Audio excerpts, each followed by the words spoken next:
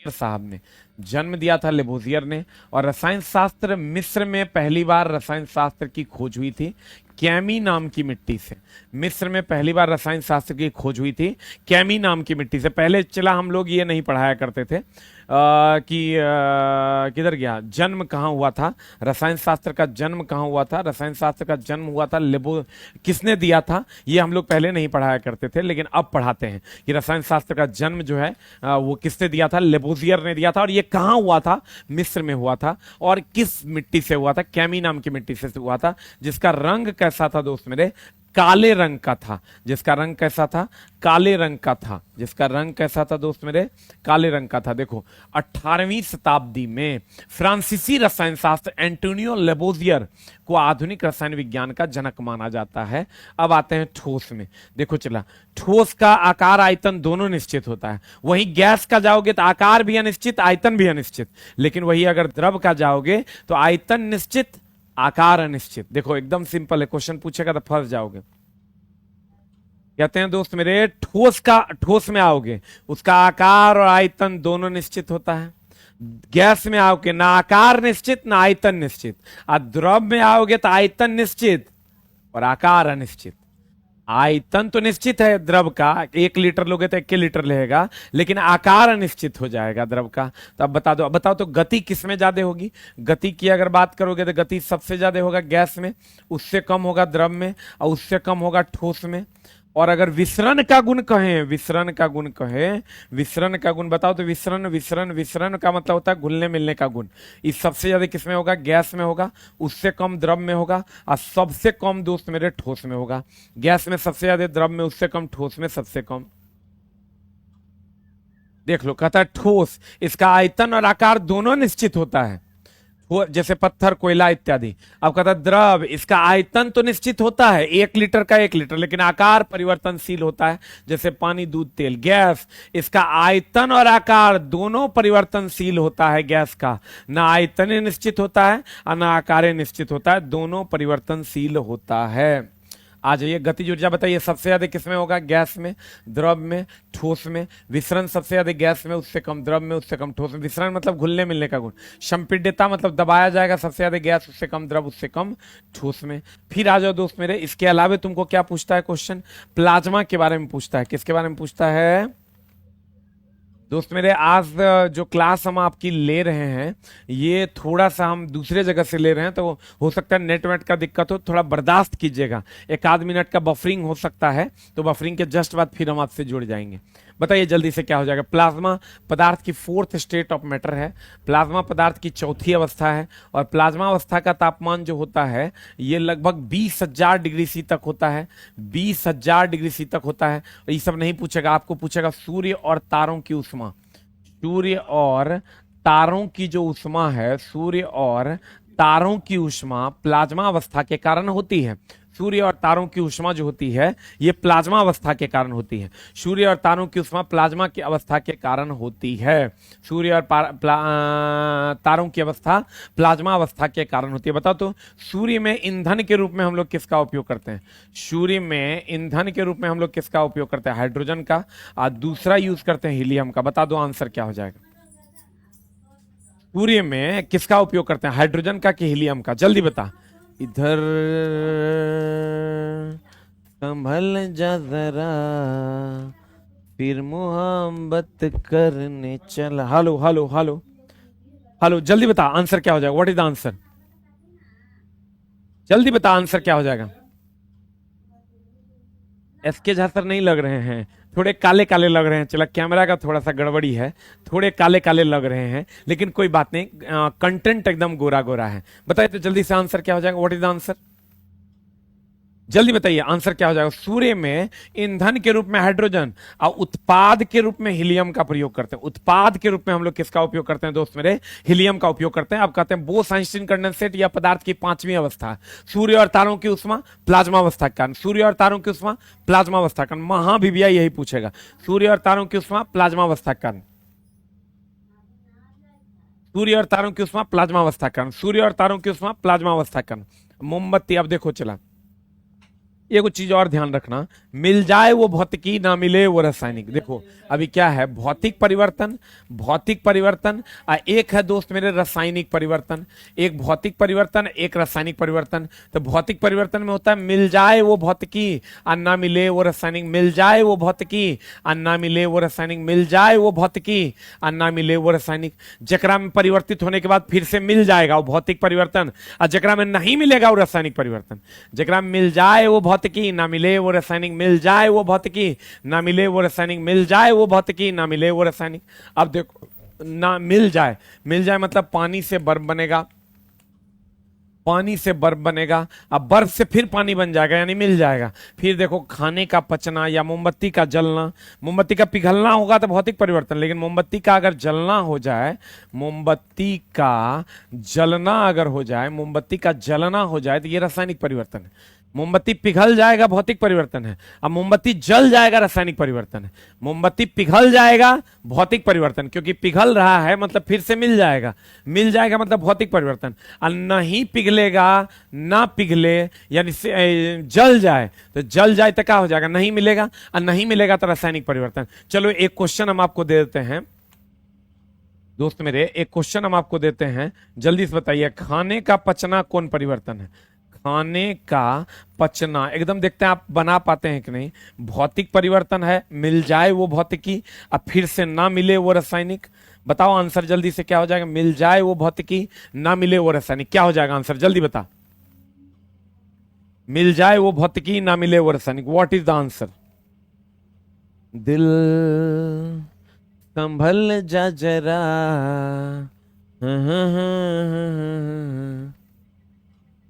जल्दी बताओ what is the answer.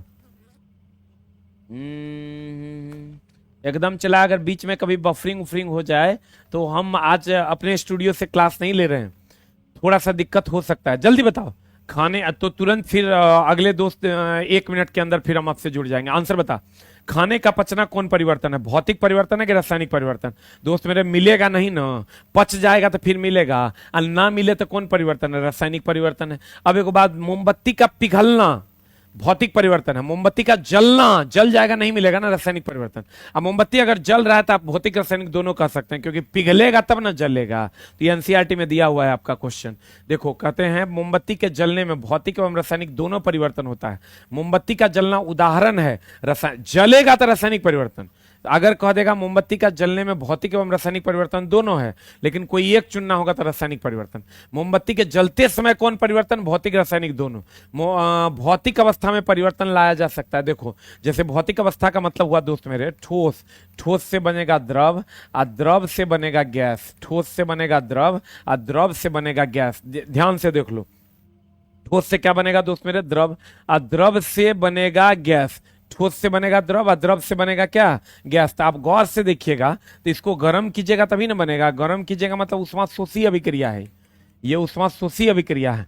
और अगर ठोस से अगर अगर अगर गैस को ठंडा के, गैस को ठंडा के हम द्रव बना लेते हैं, गैस को ठंडा के अगर हम द्रव बना लेते हैं और द्रव को ठंडा के अगर हम ठोस बना लेते हैं, इसका मतलब ऊष्मा निकालना होगा, इसका मतलब ये उष्माक्षेपी अभिक्रिया है, इसका मतलब ये उष्माक्षेपी अभिक्रिया है। तो और हमको YouTube चैनल से ब्लॉक से हटा दीजिए सर, दूसरा चैनल से ब्लॉक से हटा दीजिए सर। अरे दोस्त मेरे काहे ले तोरा ब्लॉक करेंगे, मेरे यहाँ किसी को ब्लॉक नहीं किया जाता है, मेरे यहाँ किसी को ब्लॉक नहीं किया जाता है दोस्त मेरे, स्ट्रिक्टली प्रोहिबिटेड है, आप किसी को ब्लॉक नहीं किया जा सकता है। अगर फिर भी हम आप कह रहे हैं तो एक बार चेक कर लेंगे, हो सकता है किसी क्लास में आप कुछ बोल दिए होंगे, कोई टीचर ब्लॉक कर दिया होगा। हम तो चला ये हैबिट्स नहीं रखते हैं अपने अंदर। ठोस से द्रव, द्रव से गैस, ठोस से द्रव, द्रव से गैस बनेगा तो भैया उष्मा देना पड़ेगा, उष्माशोषी होगा। गैस से द्रव, द्रव से ठोस बनेगा, ये उष्माक्षेपी हो जाएगा। अब देख लो, कहते हैं लोहे में जंग लगना का क्या मामला। देखो इसका मतलब अवस्था परिवर्तन अगर होगा, ये ठोस से द्रव, द्रव से गैस, गैस से द्रव, द्रव से ठोस, उष्माशोषी भी हो सकता है, उष्माक्षेपी भी हो सकता है। ऊर्जा देकर भी होगा, ऊर्जा निकाल कर भी होगा, इसीलिए हम कहते हैं दोनों होगा। और दोस्त मेरे अगर आपको पूछ देगा लोहे में महा भी आए, बताओ तो लोहे को कठोर बना दिया जाता है, लोहे को कठोर बनाते हैं किसके द्वारा? लोहे के कठोर बनाते हैं कार्बन के द्वारा कि क्रोमियम के द्वारा? क्रोमियम के द्वारा कि कार्बन के द्वारा? जल्दी बता, लोहे को कठोर बनाते हैं कार्बन की chromium? What is the answer? ओ दिल के अरमा, जल्दी बता। लोहे, एकदम सीधी बात, नो बकवास, सिर्फ कंटेंट, जिससे आपको जॉब लगेगी, जिससे आपकी दुनिया बदलेगी। बताओ आंसर क्या होगा।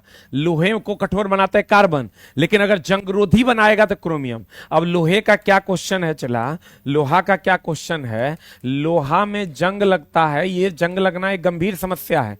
ये क्वेश्चन है एनसीईआरटी में। जंग लगता है ऑक्सीजन और नमी दोनों की उपस्थिति में। कोई एक भी एब्सेंट रहेगा तो जंग नहीं लगेगा। जंग लगता है ऑक्सीजन और नमी दोनों की उपस्थिति में। अगर लोहे में जंग लगने की बात हम करें तो लोहे में जंग लगता है ऑक्सीजन और नमी दोनों की उपस्थिति में।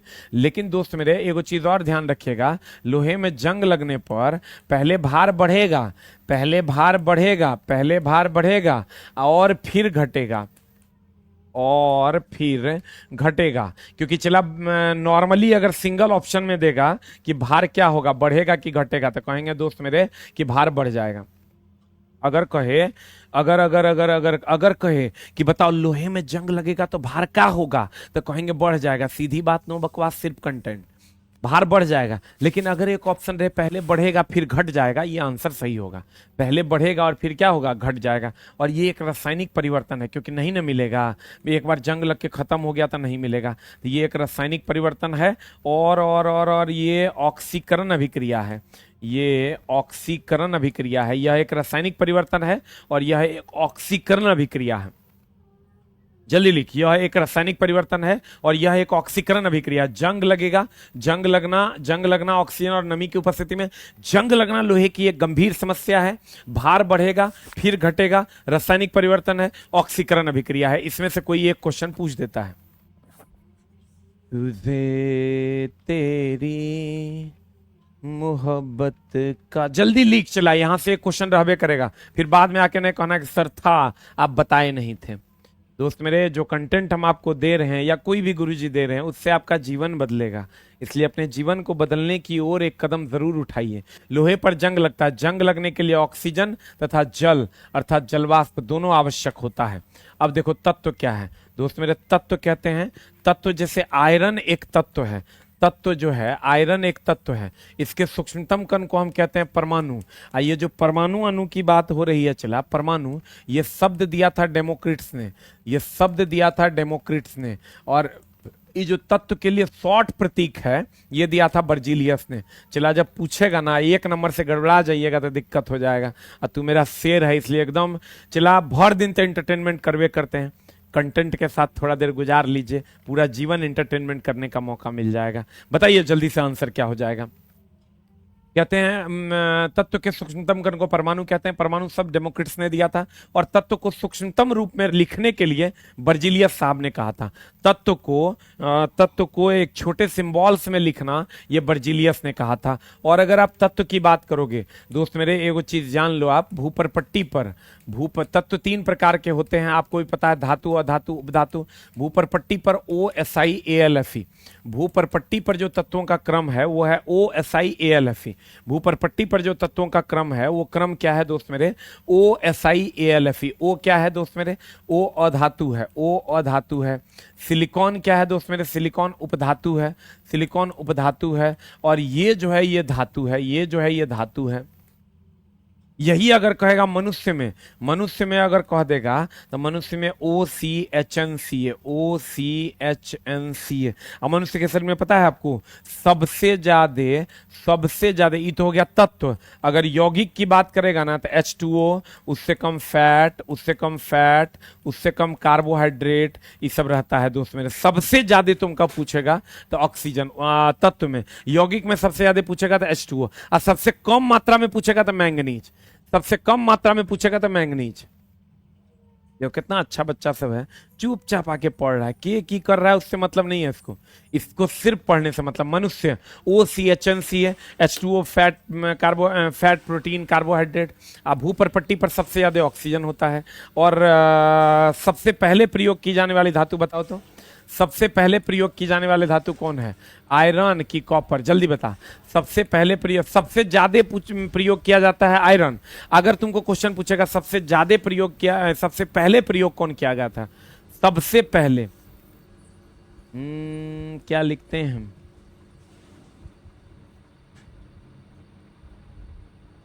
आपका फेस काला है क्या सर?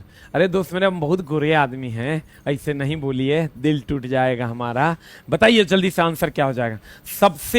पहले प्रयोग किया गया था कॉपर और सबसे अधिक प्रयोग किया गया लोहा। सबसे अधिक प्रयोग किया गया क्या? लोहा। सबसे भारी धातु है ओस्मियम, सबसे हल्की धातु है लिथियम, सबसे कठोर धातु है प्लेटिनम, सबसे कठोर तत्व है हीरा, जिससे हम लोग शीशा काटने का काम करते हैं। अब देखो, कहते हैं तत्वों की परिभाषा सर्वप्रथम एंटोनियो लेबोजियर ने दिया। तत्व के सूक्ष्मतम कण को क्या कहते हैं? परमाणु।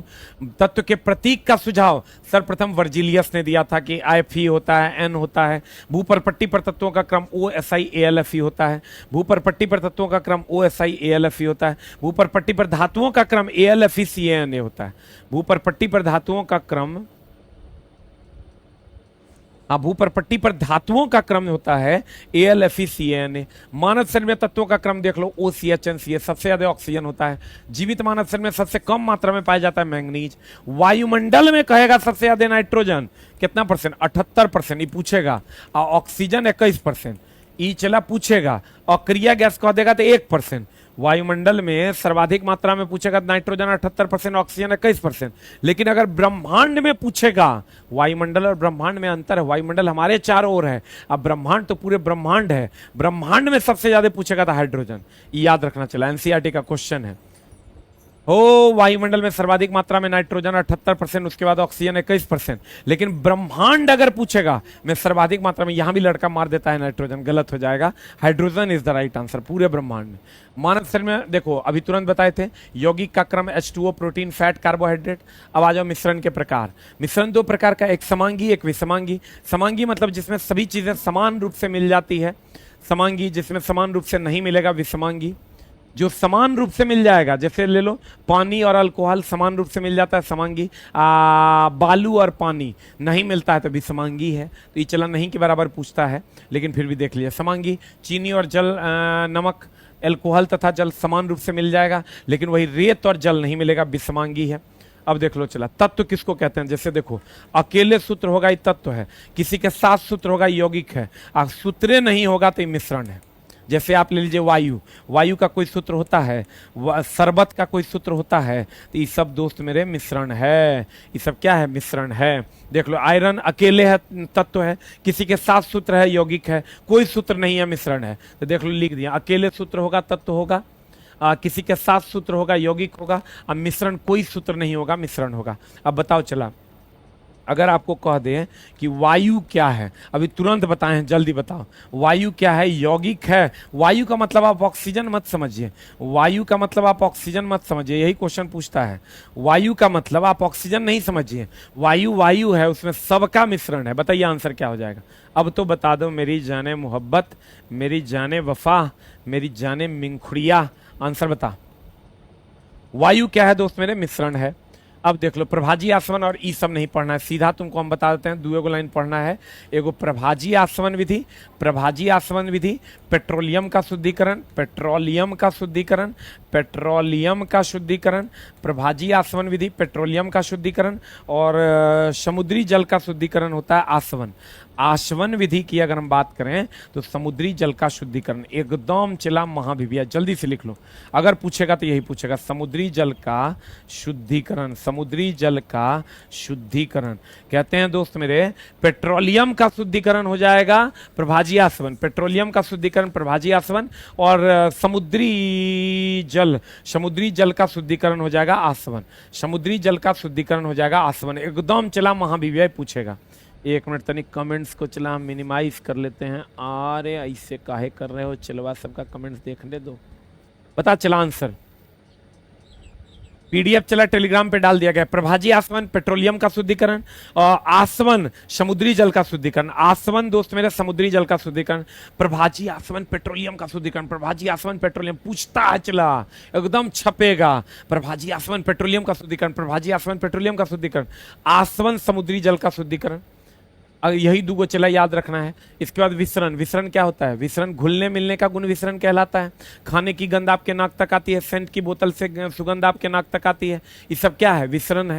ये सब क्या है दोस्त मेरे? विसरण है। अगला आय हाय हाय हाय, क्वेश्चन यहां से चला। देखो, ठोस द्रव में बदल जाएगा, गलन नहीं पूछेगा। द्रव जब ठोस हो जाएगा जम के, जमना नहीं पूछेगा। तुमको पूछेगा कि रे दोस्त कि गैस सीधे ठोस में बदल गया, डिपोजिशन। द्रव वाष्प में बदलेगा, वाष्पीकरण नहीं पूछेगा। वाष्प ये पूछेगा एक, वाष्प द्रव में बदल गया, संघनन। ऊर्ध्वपातन आगे है। तो देखो, तुमको ये सब चला कुछ नहीं पढ़ना है, काहे लेकरा में दिमाग लगाएगा, एकदम नहीं लगाओ दिमाग। तीनों को पूछता है, ठोस से सीधे गैस में बदल जाएगा, इसको हम लोग कहते हैं ऊर्ध्वपातन। एकदम चला यही तीन को पूछेगा। उसके बाद गैस से Open your Angel One account in 3 quick and easy steps. Enter your mobile number and verify using OTP. सीधे ठोस में बदल जाएगा, इसको हम लोग कहते हैं डिपोजिशन। इसको हम लोग कहते हैं डिपोजिशन, डिपोजिशन। और अगर अगर अगर अगर अगर अगर हम बात करें दोस्त मेरे कि गैस से द्रव में बदल जाएगा, इसको कहते हैं संघनन। ये तीन गो से ज्यादा अगर तोरा पूछ दिया तो हम चला काहे ले पढ़ाएंगे। अगर पूछेगा तो यही तीन गो में से पूछेगा, यही तीन गो में से पूछेगा। चला, ऊर्ध्वपातन तो हमको लगता है पूछा भी है। ये तीन को में से किसी भी जनरल कंपटीशन के एग्जाम में यही पूछता है। हो दिल संभल जरा, ना जल्दी लिख। ये सब चला काहे पढ़ेगा, नहीं पूछता है। ठोस सीधे गैस में बदल जाएगा, ऊर्ध्वपातन। गैस सीधे ठोस में बदल जाएगा, डिपोजिशन। और गैस द्रव में बदल जाएगा, संघनन। एकदम चला गांठ मान लो। ऊर्ध्वपातित पदार्थ होता है जैसे कपूर, कपूर में आग लगाओगे, ठोस से सीधे गैस में बदल जाएगा, इसको हम लोग ऊर्ध्वपातित पदार्थ कहते हैं। ऊर्ध्वपातित पदार्थ कहते हैं किसको, कपूर को। कपूर क्या है दोस्त मेरे, ठोस से सीधे गैस में बदल जाता है। अगला ऊर्ध्वपातन, जब कोई पदार्थ ठोस से सीधे गैस में बदल जाता है तो उस पदार्थ को ऊर्ध्वपातित पदार्थ कहते हैं, तथा यह प्रक्रिया ऊर्ध्वपातन कहलाती है, जैसे कपूर, आयोडीन, नेप्थलीन। अब देखो, दूगो बात है। एगो पूछता है बेंजोइक अम्ल खाद्य पदार्थ के संरक्षण में, एगो पूछता है ऑक्जेलिक अम्ल कपड़ों से जंग के धब्बे हटाने में। दूगो पूछेगा, बताओ जल्दी से। बेंजोइक अम्ल का उपयोग खाद्य पदार्थों के संरक्षण में, एक ऑक्जेलिक अम्ल, जल्दी से लिख लो। ऑक्जेलिक, सीधी बात, नो बकवास, जिससे आप पूरा जीवन इंटरटेनमेंट कर सकते हैं, वो है चला पढ़ाई। उसी से आप कर पाइएगा, इसलिए इसको ज़रूर कीजिए। और थोड़ा सा सीरियस होकर देखिए, जिस काम में जितना ज़्यादा गहनता लग रहा है, समझिए उसका परिणाम भी उतना बढ़िया होने वाला है। ये बात आप जान लीजिए। चला, कहते हैं ऑक्जेलिक अम्ल। ऑक्जेलिक अम्ल होता है कपड़ों से जंग का धब्बा हटाने में, कपड़ों से जंग का धब्बा हटाने में, कपड़ों से जंग का धब्बा हटाने में, जंग का धब्बा हटाने में, कपड़ों से जंग का धब्बा हटाने में हम लोग इसका प्रयोग करते हैं। कपड़ों से जंग का धब्बा हटाने में हम लोग किसका उपयोग करते हैं, ऑक्जेलिक अम्ल का प्रयोग करते हैं। देख लो चला बढ़िया से। खाद्य पदार्थ के संरक्षण में हम लोग, खाद्य पदार्थ के संरक्षण में बेंजोइक अम्ल, खाद्य पदार्थ के संरक्षण में बेंजोइक अम्ल, खाद्य पदार्थ के संरक्षण में बेंजोइक अम्ल, वो कवक नहीं लगने देगा। लेकिन कपड़ों से जंग का दाग हटाने में ऑक्जेलिक अम्ल। अगर आपको दोस्त मेरे एक चीज का और ध्यान रखिएगा, अगर आपको कह दे कि बताइए हीलियम और नाइट्रोजन में कौन हल्का, तो दोस्त मेरे हीलियम हल्का होता है, नाइट्रोजन भारी होता है। हीलियम और नाइट्रोजन में कहेगा कौन हल्का, तो कहेंगे हीलियम भारी, हीलियम हल्का और नाइट्रोजन भारी। तो जहां भी हवा में उड़ना होगा ना, हवा में उड़ना होगा तो हीलियम, चूंकि सॉरी इसका भार तो चला कम है, इसका भार कम है, इसका भार ज़्यादा है। और जमीन पर रहना होगा ना तो नाइट्रोजन। अब देखो, हवा में उड़ना है का मतलब हुआ गुब्बारा, गुब्बारा में कह देगा कौन सी गैस, गुब्बारा में कौन, एकदम बढ़िया समझो। गुब्बारा में कह देगा तो कहेंगे हीलियम गैस भरते हैं। वायुयान के टायर में कह देगा, वायुयान के टायर में कह देगा, वायुयान के टायर में कह देगा तो कहेंगे हीलियम गैस भरते हैं। और जमीन पर कह देगा फुटबॉल में, जमीन पर कह देगा फुटबॉल में तो नाइट्रोजन गैस भरते हैं, जमीन पर फुटबॉल में नाइट्रोजन गैस भरते हैं। और दोस्त मेरे अस्पताल में, अस्पताल में अगर जाओगे तो अस्पताल में ऑक्सीजन प्लस हीलियम भरता है। अस्पताल की अगर बात करोगे तो ऑक्सीजन प्लस हीलियम भरता है, अस्पताल में ऑक्सीजन प्लस हीलियम भरता है। गोताखोर अगर कहोगे कम गहराई पर ऑक्सीजन प्लस नाइट्रोजन, अधिक गहराई पर ऑक्सीजन प्लस हीलियम। कम गहराई पर ऑक्सीजन प्लस हीलियम नाइट्रोजन, अधिक गहराई पर ऑक्सीजन प्लस हीलियम। अस्पताल में कहेगा तो ऑक्सीजन प्लस हीलियम। गुब्बारे में कहेगा हीलियम, क्यों, क्योंकि ये हल्का है। वायुयान के टर, वायुयान को ऊपर उड़ना है, ऊपर उड़ना तो हल्का देंगे हीलियम। अब जमीन पर रहना फुटबॉल को, तो फुटबॉल को भारी देंगे नाइट्रोजन। इतने चला पूछता, अस्पताल में ऑक्सीजन प्लस हीलियम। देख लो, कहता है कम गहराई पर समुद्र में जाने के लिए ऑक्सीजन प्लस नाइट्रोजन, अधिक गहराई पर समुद्र में जाने के लिए ऑक्सीजन प्लस हीलियम, फुटबॉल में भरी जाने वाली गैस है नाइट्रोजन, गुब्बारे में तेल के नमूने को लंबे समय तक, देखो किसी को भी लंबे समय तक खाद्य पदार्थ को अगर आपको रखना है उसमें नाइट्रोजन डालना होगा। जैसे कुरकुरे के पैकेट में कौन सा गैस होता है? नाइट्रोजन गैस होता है, क्योंकि वो अधिक समय तक उसको सड़ने नहीं देता है। बता, तेल के नमूने को लंबे समय तक ताज़ा रखने के लिए हीलियम एवं नाइट्रोजन का प्रयोग करते हैं। ये नहीं पूछेगा, इसको काट दो। KNO3 पोटेशियम नाइट्रेट, इसको सोरा या नाइटर कहते हैं, बारूद में यूज़ करते हैं। इसका उपयोग दोस्त मेरे बारूद में करते हैं। उसके बाद कैल्शियम कार्बोनेट की बात करो, खड़िया, चूना पत्थर और संगमरमर कैल्शियम कार्बोनेट का बना होता है। KNO3 पोटेशियम नाइट्रेट या सोरा। अब बताओ, जिलेटिन जो है जल में घुलनशील है कि अघुलनशील है? जल्दी बताओ, जल में घुलनशील है, सॉटे में लिखते हैं कि अघुलनशील है। जल्दी बताता हूँ, देखते हैं के की मारता है। तब तक हम तनी कमेंट्सवा में कुछ ऐड आ गया है, चला इसको थोड़ा मिनिमाइज कर लें। बता आंसर। दिल संभल जरा, चल बात सम आंसर बता देगा। अधिकतर बार अगर कहेगा ना कोई एक ही चुनना तो ऑक्सीजन प्लस हीलियम हो जाएगा। अधिकतर अगर कहेगा एकदम, देखो एक चलो बड़ा बढ़िया बात लिख रहा है। अधिकतर गुब्बारे में हीलियम गैस, फुटबॉल में नाइट्रोजन, अस्पताल में ऑक्सीजन प्लस हीलियम, अधिक गहराई में ऑक्सीजन प्लस हीलियम, कम गहराई में ऑक्सीजन प्लस नाइट्रोजन। बताओ, जिलेटिन जो होता है ये कैप्सूल का कवर इसी का बना होता है। कैप्सूल का कवर जो होता है ना वो जिलेटिन का बना होता है, जो जल में घुलनशील होता है। इसीलिए कैप्सूल का कवर आपको लगता है प्लास्टिक के जैसा लेकिन होता नहीं है।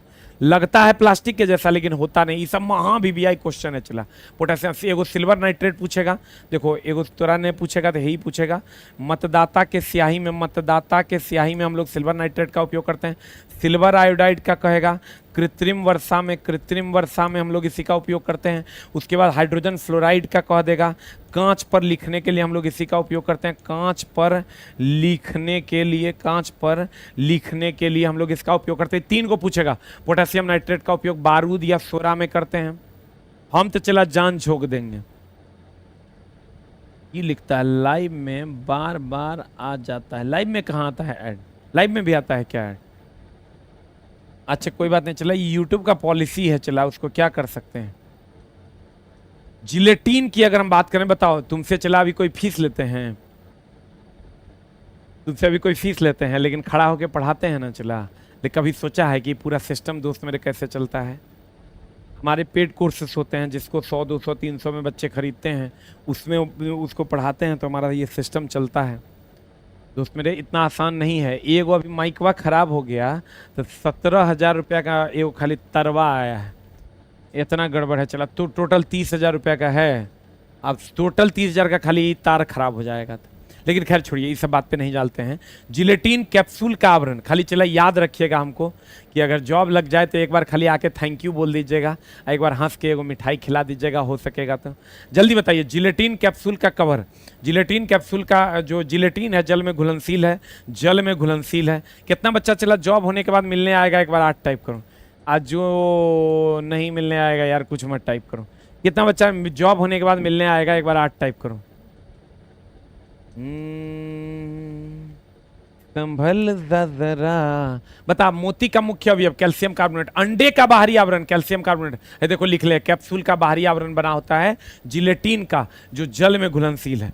कैप्सूल का बाहरी आवरण बना होता है जिलेटिन का, जो जल में घुलनशील है। कैप्सूल का बाहरी आवरण जिलेटिन का, जो जल में घुलनशील है, घुल जाता है। वो दिखता प्लास्टिक है लेकिन वो जिलेटिन है, जल में घुल जाता है। बताओ, परमाणु। परमाणु शब्द का तत्व के सूक्ष्मतम कण को परमाणु कहते हैं। परमाणु शब्द का प्रयोग डेमोक्रिटस ने किया था। परमाणु मॉडल का क्रम जे थॉमसन, फिर एनसीईआरटी का क्वेश्चन है, पहले परमाणु मॉडल जे थॉमसन, फिर डाल्टन, फिर रदरफोर्ड ने, अब फिर नील्स बोर ने दिया था। अब चला देखो, फादर ऑफ हम एक बार रिवीजन करते हैं शॉर्ट। फादर ऑफ केमिस्ट्री कौन है? लेबोजियर है। किस मिट्टी से मिला था? कैमी नाम की मिट्टी से मिला था। अभी जो पीछे पढ़ा है उसका रिवीजन कर रहे हैं। तत्व के सूक्ष्मतम कण को परमाणु कहते हैं। OSI ALFE होता है पृथ्वी के लिए ऊपर पट्टी पर, जबकि ये क्या बोलते हैं उसको, मनुष्य के शरीर में OCHNCa होता है। सबसे कम मनुष्य के शरीर में मैंगनीज होता है। सबसे पहले प्रयोग किया जाने वाला धातु कॉपर था। सबसे अधिक प्रयोग किया जाने वाला धातु लोहा है। सबसे कठोर धातु प्लेटिनम है। सबसे कठोर तत्व हीरा है। और सबसे कठोर तत्व कौन है? हीरा है। सबसे कठोर धातु क्या है? प्लेटिनम है। सबसे भारी धातु क्या है? ऑस्मियम है। सबसे हल्की धातु कौन है दोस्त मेरे? हीलियम है। सबसे अच्छा बताओ तो सबसे हल्का गैस कौन? ई बता देगा तो बूझ जाएंगे तू शेर सिंह है। सबसे हल्का गैस, सबसे हल्का गैस कौन? सबसे हल्का गैस कौन होता है? बता जल्दी से। हाइड्रोजन होता है कि हीलियम होता है? दिल संभल जरा, एकदम चला। जो पढ़ने वाले बच्चे हैं जी जान लगा देंगे।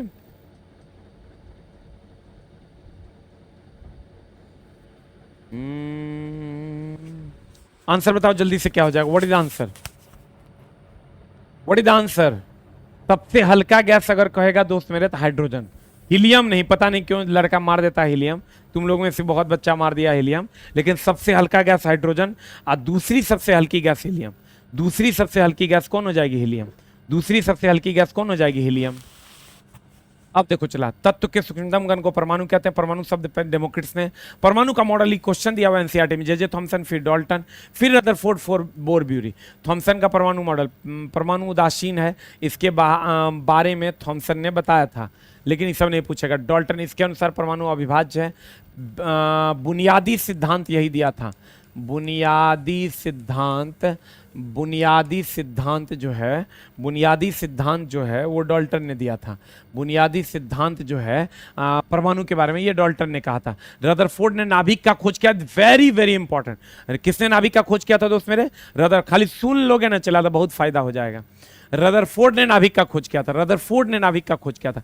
रदरफोर्ड ने नाभिक का खोज किया था। कहते हैं परमाणु अविभाज्य न होने के कारण अस्थिर विद्युत यह चाल की स्थिति में मिलता है। रदरफोर्ड ने नाभिकीय भौतिकी का जनक माना जाता है। महाविद्यालय रदरफोर्ड ने नाभिक का खोज किया और रदरफोर्ड को आधुनिक भौतिकी का जनक माना जाता है। रदरफोर्ड को चला आधुनिक भौतिकी का क्या माना जाता है? जनक माना जाता है। रदरफोर्ड को आधुनिक भौतिकी का जनक माना जाता है। रदरफोर्ड ने ही बताया कि परमाणु की त्रिज्या नाभिक की त्रिज्या से 10⁵ गुना बड़ा है। अगला देख लो चला, इसमें क्या क्या पूछेगा। परमाणु की त्रिज्या नैनोमीटर में मापते हैं। प्रमुख परमाणुविक कण है एक इलेक्ट्रॉन। इलेक्ट्रॉन का चला खाली ये आविष्कारक पूछ देगा, जे थॉमसन। प्रोटॉन का गोल्डस्टीन, रदरफोर्ड है। गोल्डस्टीन पहला ऑप्शन है, रदरफोर्ड दूसरा ऑप्शन है। गोल्डस्टीन की अगर हम बात करें, ये पहला ऑप्शन है, रदरफोर्ड दूसरा ऑप्शन है। और अगर हम बात करें न्यूट्रॉन की, तो जेम्स चैडविक ने किया था। न्यूट्रॉन की अगर हम बात करें, जेम्स चैडविक ने किया था। यही तीनों का आविष्कारक पूछता है। चला, इलेक्ट्रॉन पर चार्ज है, इलेक्ट्रॉन का आविष्कार किसने किया? जे थॉमसन ने। प्रोटॉन का आविष्कार गोल्डस्टीन और रदरफोर्ड। पहला ऑप्शन गोल्डस्टीन, दूसरा रदरफोर्ड। न्यूट्रॉन का आविष्कार जेम्स चैडविक ने किया था।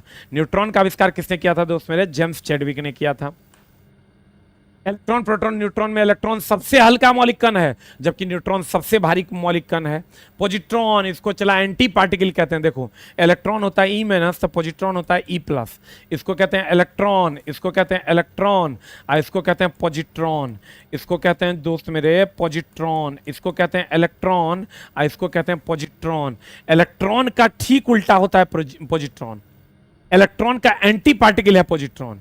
इलेक्ट्रॉन का एंटी पार्टिकल है पॉजिट्रॉन। इलेक्ट्रॉन का एंटी पार्टिकल है पॉजिट्रॉन। इसका खोज E+ एंडरसन। पॉजिट्रॉन जो है ये इलेक्ट्रॉन का एंटी पार्टिकल प्रतिकण है। इलेक्ट्रॉन का प्रतिकण है। ये दोनों आपस में मिल जाता है तो उदासीन हो जाता है। ये दोनों आपस में मिल जाएगा तो उदासीन हो जाएगा। इलेक्ट्रॉन का ठीक उल्टा है पॉजिट्रॉन। इलेक्ट्रॉन का दोस्त मेरे ठीक उल्टा है पॉजिट्रॉन। ये ध्यान रखना, इलेक्ट्रॉन का ठीक उल्टा कौन है? पॉजिट्रॉन है। Electron E-, positron E+। Answer bore-bury model के अनुसार कि इलेक्ट्रॉन की अधिकतम संख्या जो होती है किसी भी कक्षा में 2n² है, जहां n कक्षा की संख्या है। और परमाणु की अस्थिरता की व्याख्या नील्स बोर ने ही किया था। अब देख लो चला, परमाणु के कक्षा को KLMNOP से डिनोट करते हैं। परमाणु के कक्षा को किससे डिनोट करते हैं? KL MnO2P और यहाँ जो महत्तम इलेक्ट्रॉन की संख्या 2n² होती है। अब दोस्त मेरे इसके लिए n का मान जो होगा वो n का मान जो होगा 1 होगा, 2 होगा, 3 होगा, 4 होगा, क्योंकि k कक्षा के लिए n का मान 1 होता है। अब बता दो हमको k के लिए 2 × 1 का स्क्वायर, 2 × 1 का स्क्वायर, 2 × 1 का स्क्वायर बराबर 2, 2 × 2n स्क्वायर, 2 × 2 का स्क्वायर बराबर 8, 2 × 3 का स्क्वायर बराबर 9। अब जल्दी से बता दो हमको दोस्त मेरे कि आपको जैसे ही ये क्वेश्चन मिला एकदम समझ लीजिए पूछवे करेगा महाभिविया। दिल संभल जरा फिर मोहब्बत करने चला है तू। कक्षा की अगर हम बात करें तो कक्षा में महत्तम इलेक्ट्रॉन की संख्या 2n² और परमाणु की स्थिरता की व्याख्या भी इन्होंने ही किया था। अब देखो चलाइए एटॉमिक नंबर वगैरह अगर याद कर पाते हो तो याद रखना। बर्जीलियस ने सुझाव दिया था तत्वों के प्रतीक का निर्माण, हम बोले तत्वों के नाम के 1 या 2 अक्षर के द्वारा होगा, जैसे सोडियम या पोटेशियम, तो 1 अक्षर हो गया पोटेशियम और 2 अक्षर होगा तो ये 2 अक्षर होगा, एक सोडियम बड़ा, n बड़ा और a छोटा। रासायनिक प्रतीक का पहला अक्षर हमेशा बड़ा अक्षर होता है। संयोजी इलेक्ट्रॉन की संख्या, संयोजी इलेक्ट्रॉन की संख्या से परमाणु की देख लो, संयोजी इलेक्ट्रॉन होता है बाह्यतम कक्षा का इलेक्ट्रॉन। जैसे चला हम ये रिवीजन क्लास है, चला सोडियम 1123, अगर किसी को समझने में दिक्कत होगा इसका मतलब उसने एकदम नहीं पढ़ा है। देख लो पहली कक्षा, दूसरी कक्षा, तीसरी कक्षा, बाह्यतम कक्षा में कितना इलेक्ट्रॉन है? बाह्यतम कक्षा में 1 इलेक्ट्रॉन है, और जो ये बाह्यतम कक्षा का इलेक्ट्रॉन है ना, यही संयोजी इलेक्ट्रॉन है, यही रासायनिक अभिक्रिया में भाग लेता है, यही रासायनिक अभिक्रिया में भाग लेता है। जो बाह्यतम कक्षा का इलेक्ट्रॉन है वही रासायनिक अभिक्रिया में भाग लेता है। जो कहते हैं ना चला कौन रासायनिक अभिक्रिया में भाग लेता है, तो बाह्यतम कक्षा का इलेक्ट्रॉन रासायनिक अभिक्रिया में भाग लेता है। समस्थानिक महाभिविया चला, देखो कार्बन 14 सबको पता है, जीवाश्म की उम्र का पता, आयोडीन सबको पता है, घेघा रोग, आयरन सबको पता है, एनीमिया रोग के उपचार में, आर्सेनिक ब्रेन ट्यूमर में, सोडियम का उपयोग रक्त का थक्का बनाने में सबको पता है कि भैया मेरे सोडियम का उपयोग, आयोडीन देखो घेघा रोग से संबंधित है दोस्त मेरे, सीधी बात नो बकवास सिर पढ़ाई। आयरन एनीमिया रोग से संबंधित है, सोडियम रक्त का थक्का बनाने से संबंधित है, यूरेनियम न्यूक्लियर रिएक्टर से संबंधित है, कार्बन 14 जीवाश्म की उम्र का पता लगाने से संबंधित है। देख लो कार्बन के समस्थानिक कार्बन 14 का उपयोग जीवाश्म की उम्र का पता लगाने में करते हैं। आयोडीन के समस्थानिक आयोडीन 131 का उपयोग घेघा रोग के उपचार में करते हैं, थायराइड ग्रंथि के लिए। कोबाल्ट के समस्थानिक कोबाल्ट कैंसर का उपयोग के लिए, क्योंकि इससे गामा किरण निकलता है। और सबसे अधिक समस्थानिक है पोलिनियम के। संभारिक किसको कहते हैं? जिसका भार समान हो, विभिन्न परमाणु जिसके भार समान होकर संभारिक। सम न्यूट्रॉनिक जिसका न्यूट्रॉन समान होगा सम न्यूट्रॉनिक, जिसका इलेक्ट्रॉन समान होगा सम इलेक्ट्रॉनिक। अणुशब्द, अणुशब्द का परिचय डेमोक्रिटस ने दिया, परमाणु शब्द का परिचय ओस्टवाल्ड ने दिया। परमाणु शब्द का परिचय ओस्टवाल्ड ने दिया, अणुशब्द का परिचय डेमोक्रिटस ने दिया। परमाणु शब्द का परिचय ओस्टवाल्ड ने, अणु शब्द का परिचय डेमोक्रिटस ने दिया था। चला दोस्त मेरे, किसी यौगिक के सूक्ष्मतम कण को अणु कहते हैं। पदार्थ के सबसे छोटे कण अणु हैं। परमाणुकता देखो, 2 है तो 2 परमाणुकता, 1 है तो 1 परमाणुकता, जय गो रहेगा उतना परमाणुकता। अस्थिर अनुपात का नियम में ये सब कुछ नहीं पूछता है, खाली याद रखो जोसेफ प्राउस्ट ने दिया था। अस्थिर अनुपात का नियम किसने दिया? जोसेफ प्राउस्ट ने दिया। अस्थिर अनुपात का नियम किसने दिया? जोसेफ प्राउस्ट ने दिया। अस्थिर अनुपात का नियम किसने दिया? जोसेफ प्राउस्ट ने दिया। अस्थिर अनुपात का नियम किसने दिया? जोसेफ प्राउस्ट ने दिया। अस्थिर अनुपात का नियम किसने दिया दोस्त मेरे? जोसेफ प्राउस्ट ने दिया। अस्थिर अनुपात का नियम किसने दिया? जोसेफ प्राउस्ट ने दिया। देखो चला, एकदम सिंपल सा बात बताओ। हम 5 क्वेश्चन आज के सेशन से पूछते हैं। रसायन शास्त्र का जन्म कहाँ हुआ? जन्म जो है रसायन शास्त्र का कहाँ हुआ था? जन्म की अगर हम बात करें, रसायन शास्त्र का जन्म जो है, रसायन शास्त्र का जो जन्म है वो कहाँ हुआ था? जल्दी बता। एक ऑप्शन है मिस्र में, एक ऑप्शन है मिस्र में, दूसरा ऑप्शन है यूरोप में, यूरोप में, तीसरा ऑप्शन है एशिया में, तीसरा ऑप्शन है एशिया में। तो कहाँ दे रहे हैं? कहते बताओ कहाँ पर जन्म हुआ था? कहाँ पर जन्म हुआ था? जल्दी से बताओ। मिस्र में, यूरोप में कि एशिया में? तो कहेंगे मिस्र में। कैमी नाम के मिट्टी से किसने जन्म दिया था? लेबोजियर ने। तत्व के सूक्ष्मतम कण को परमाणु कहते हैं, यौगिक के सूक्ष्मतम कण को अणु कहते हैं। तत्व के सूक्ष्मतम कण को परमाणु कहते हैं, यौगिक के सूक्ष्मतम कण को क्या कहते हैं? अणु कहते हैं। तत्व के सूक्ष्मतम कण को क्या कहते हैं दोस्त मेरे? परमाणु कहते हैं। यौगिक के सूक्ष्मतम कण को क्या कहते हैं? अणु कहते हैं। तत्व परमाणु का नाभिक का खोज कौन किया था? जो हाईलाइटेड क्वेश्चन वो बताते हैं। नाभिक का खोज कौन किया था? नाभिक का खोज कौन किया था दोस्त मेरे? कल भी ये क्लास चलेगा, चला कल भी ये क्लास चलेगा। आज खाली कुणाल सर के जगह पर दोनों घंटी चंद्रा सर ही लेंगे, यानी कुणाल सर का भी घंटी और चंद्रा सर अपना भी घंटी, 2 से 2.5 घंटा भी पढ़ाने वाले हैं आपको चंद्रा सर। सुन लीजिएगा ना चला तो आपका भला हो जाएगा। वक्त तो बीत ही जाएगा, वक्त है बीत जाएगा, लेकिन सुन भी लीजिएगा तो आपका भला हो जाएगा। आप ये बात जान लीजिए, खाली सुन लीजिएगा ना तो आपका भला हो जाएगा, एकदम ये बात आप जान लीजिए। इसलिए कोशिश कीजिए चला जी पढ़ने का।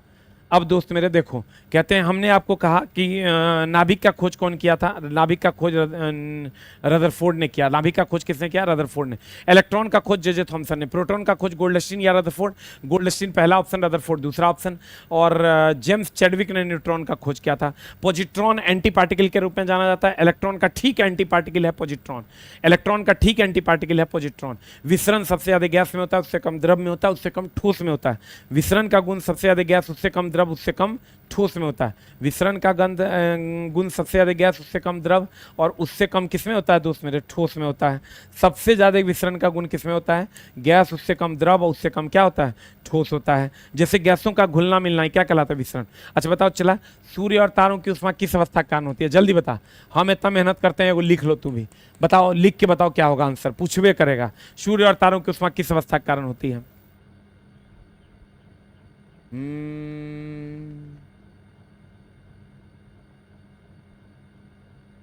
जल्दी बता, सूर्य और तारों की ऊष्मा किस अवस्था के कारण होती है? What is the answer? जल्दी बता, सूर्य और तारों की ऊष्मा किस अवस्था के कारण होती है? प्लाज्मा अवस्था। सूर्य और तारों की अवस्था प्लाज्मा अवस्था के कारण होती है। सूर्य और तारों की ऊष्मा प्लाज्मा अवस्था के कारण होती है। प्लाज्मा पदार्थ की कैवी अवस्था है? चौथी। पदार्थ की 5वीं अवस्था क्या है? Bose Einstein condensate. पदार्थ की 5वीं अवस्था क्या है दोस्त मेरे? बोस आइंस्टीन कंडेंसेट पदार्थ की 5वीं अवस्था है। और आकार और आयतन दोनों निश्चित, एकदम दोनों निश्चित होगा। तो बताते क्या होगा? ये ठोस होगा कि द्रव होगा? आकार और आयतन दोनों निश्चित हैं। आकीब दोस्त मेरे गैस होगा। ठोस, द्रव और गैस। जल्दी बता आंसर क्या होगा?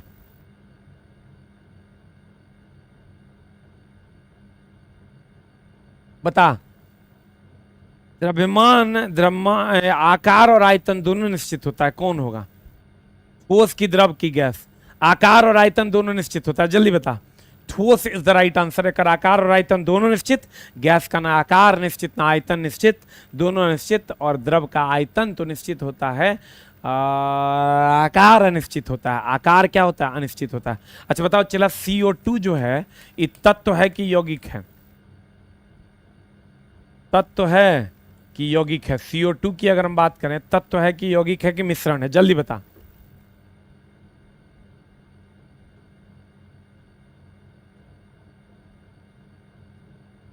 CO2 जल्दी बता, तत्व है कि यौगिक है?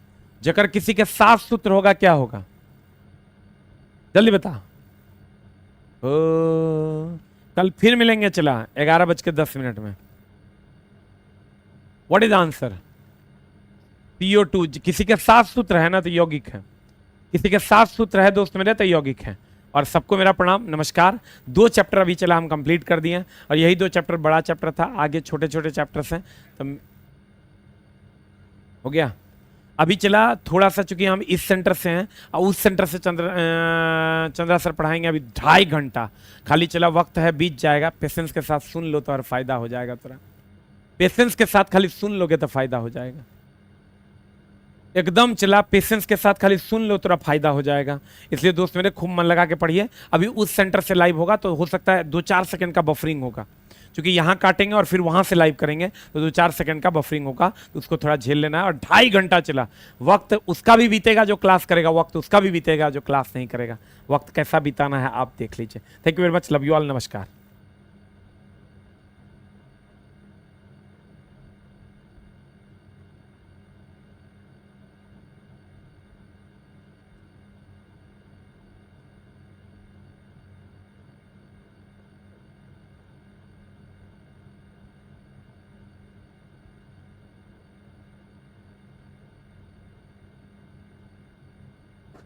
सभी को गुड आफ्टरनून।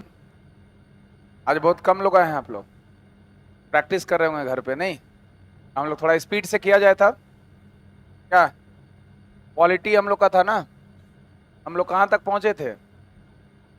80 तक, 84 तक, यहां तक ना। चलिए आगे बढ़ते हैं। किस देश में दोहरी नागरिकता का सिद्धांत स्वीकार किया गया है? संयुक्त राज्य अमेरिका। नागरिकता दो प्रकार का, हम पहले भी चर्चा किए हैं। जो नागरिकता मिलता है वो दो प्रकार का नागरिकता होता है, एक होता है एकल और एक होता है दोहरी। जैसे भारत में है कैसा, सिंगल सिटीजनशिप है। जैसे हमारे यहाँ बिहार की नागरिकता हम लोग को प्राप्त नहीं है, हम लोग को सिर्फ भारत का नागरिकता प्राप्त है। लेकिन अमेरिका चले जाइए तो वहां पर कैलिफोर्निया का भी आपको मिलेगा, कैलिफोर्निया का भी मिल जाएगा नागरिकता, और साथ ही साथ आपको अमेरिका का भी मिल जाएगा नागरिकता। तो ये दो तरह से, तो दोहरी नागरिकता आपको मिलेगी कहाँ पर? यूएसए में। भारत में कैसी है? सिंगल है। नागरिकता संबंधित कानून बनाने के लिए सक्षम कौन है? संसद। According to article 11। संसद का संबंध किस आर्टिकल से? 79। बताए थे ना, सरल, उससे याद रख सकते हैं, सरल या सरला। 100 से होता है संसद, और र से राज्यसभा, और लॉ से लोकसभा। ये आर्टिकल 79। राज्यसभा 80, 81 में लोकसभा। तो लेकिन यहाँ क्वेश्चन पूछ रहा है क्या कि नागरिकता संबंधी कानून बनाने का अधिकार हमें कहाँ, किसको मिलता है? संसद को दिया गया है। कितना आर्टिकल में? 11 में। 5 से लेकर 11 तक भाग 2 जो नागरिकता का वर्णन करता है, यही है ना। चलिए आगे, आप लोग पढ़े हुए हैं। मौलिक अधिकार क्या है? वाद योग है। जहां पर एक तरफ मौलिक अधिकार वाद योग है, जैसे मान लीजिए आर्टिकल 32, ये आर्टिकल 32 बताता है कि अगर आपका किसी भी प्रकार से फंडामेंटल राइट का उल्लंघन होता है तो आर्टिकल का 32 का प्रयोग करके आप डायरेक्ट सुप्रीम कोर्ट उसको घसीट सकते हैं। या फिर आर्टिकल 226 बताता है कि आप उसको हाई कोर्ट लेकर जा सकते हैं। नहीं तो वाद योग है तभी तो जाते हैं। जैसे right to speech and expression according to article 19(1) का ए, तो 19 का 1 का ए में क्या है? वाक और अभिव्यक्ति की स्वतंत्रता का अधिकार, बोलने का अधिकार, आपकी स्वतंत्रता के ये अधिकार के खिलाफ अगर हम बोले कि नहीं आप ऐसा नहीं कर सकते, तो आप इस कथन को कहां उठा के लेके चल जाएंगे? Supreme court. कितना आर्टिकल का प्रयोग करके? 32। डायरेक्ट कहां? Supreme court. ही नहीं कि पहले हम नॉर्मल अपने घर के बगल वाला कानून, नहीं, सीधा कहां? Supreme court. ये आपको पावरफुल बनाया कि नहीं?